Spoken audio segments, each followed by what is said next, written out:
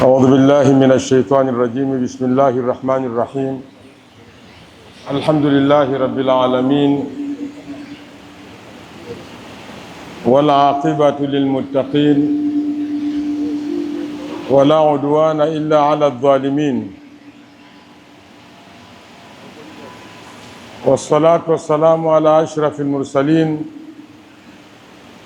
محمد بن عبد الله وعلى آله وصحابته الغر الميامين ومن تبعهم بإحسان إلى يوم الدين. Ndugu zangu katika imani, assalamu alaikum wa rahmatullahi wa barakatuh.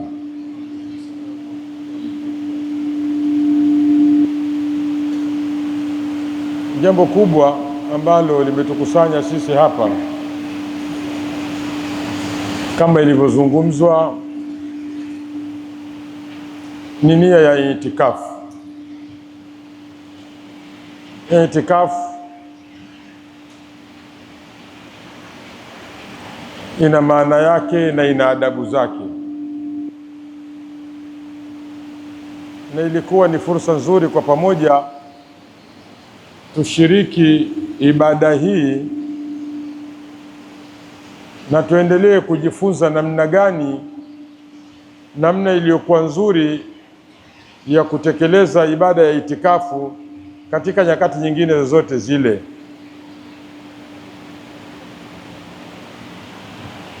Ile nia ya mtu kwenda katika msikiti ambao unafanyiwa swala za jamaa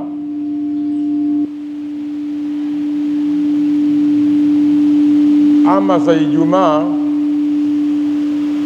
kwa nia ya kukaa pale na kufanya ibada mbalimbali ambazo ni za kumtakasa Allah subhanahu wa ta'ala,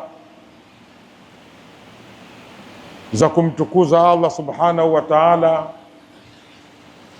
kusoma Qur'an, kuswali, kumuomba Allah subhanahu wa ta'ala. Hiyo ndio maana yenyewe ya itikafu. Unatenga muda fulani, unajikata na muda huo na mambo yote ya kidunia, unaachana na mambo yote ya kidunia tuliozoea kuyafanya kila siku. Unaukata muda huo, unajishughulisha na khalwa ya kukaa na Allah subhanahu wa ta'ala kwa ajili ya kumtukuza Allah, kumdhukuru Allah, kumsabihi Allah na vile vile kumuomba Allah subhanahu wa ta'ala. Hii ndio maana inayokusudiwa. Kwa hiyo ndugu zangu, ibada ya itikafu ni ibada ambayo inatakiwa iendane na mambo ya imaniyat, isifanywe marasimi kama zetu za zoea zile. Kuna mgeni wa heshima fulani, kuna nani na nani. Hakuna vitu vya namna hiyo. Ni jambo lianze na mpaka limalizike kwa mambo ya imaniyat, rauhaniyat, mambo ambayo ni ya kiimani. Mambo hayo yatapelekea kuongeza ile maanawia ya mtu kujikurubisha na Allah subhanahu wa ta'ala, mwanzo mpaka mwisho. Mashaghili ya dunia, maswaibi ya dunia, matakwa yetu ya kidunia kwanza tuyasahau, na sote nyoyo zetu zimwelekea Allah subhanahu wa ta'ala.